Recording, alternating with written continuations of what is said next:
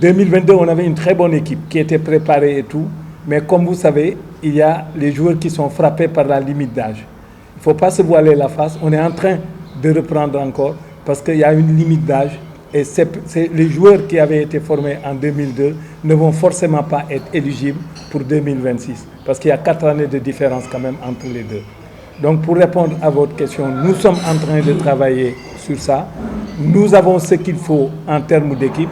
Mais comme je vous ai dit, il faut que nous puissions renforcer la formation, mais deuxièmement, il ne faut pas qu'on continue à perdre des infrastructures comme nous sommes en train de le faire, parce que c'est préjudiciable à la formation de façon générale que nous faisons au niveau de notre fédération, mais également, même pour ce qui concerne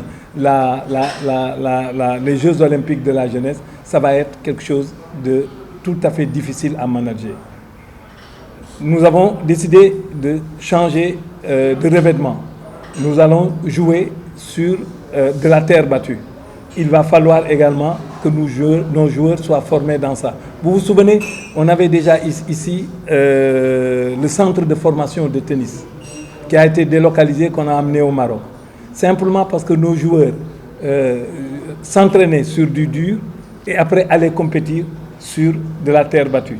Ce qui posait énormément de problèmes, parce qu'en face, ils trouvaient des adversaires dont la terre battue était la surface de prédilection. Donc forcément, ils étaient handicapés au départ.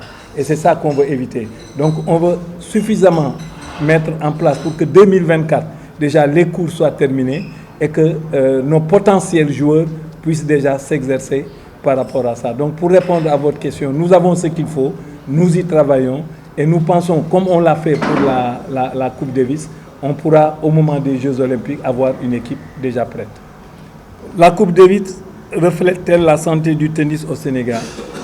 Moi, on m'a appris en tout cas que c'est au pied du mur qu'on juge le maçon. C'est au pied du mur qu'on juge le maçon. Moi, c'est ce qu'on m'a appris. Je veux dire simplement que si nous allons devant une équipe de 8 pays, et que nous sortions premiers, ça veut dire que ça reflète notre niveau. Parce que les gens qui ont joué, c'est des Sénégalais. Ce n'est pas des étrangers. C'est des Sénégalais qui ont été formés ici, tous tant qu'ils sont. Il n'y en a pas un seul qui soit formé ailleurs. Donc je pense que la question trouve sa réponse dans son intérieur à partir du moment où nous avons amené une équipe, nous avons cheminé là-bas et nous avons gagné.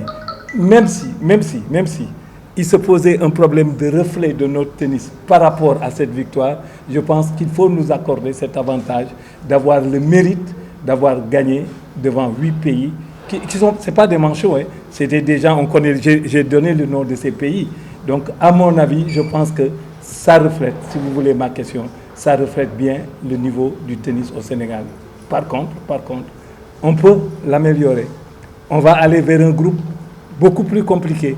On va quitter le groupe 4 pour aller monter vers le groupe 3. Ça veut dire qu'on va avoir des équipes beaucoup plus fortes. L'objectif ne sera pas d'aller gagner tout de suite le groupe 3. Mais ce qu'on voudrait, c'est au moins nous maintenir le plus longtemps possible dans ce groupe. Et je pense qu'avec le travail que nous sommes en train de faire, je pense il n'y a pas de raison qu'on n'y arrive pas.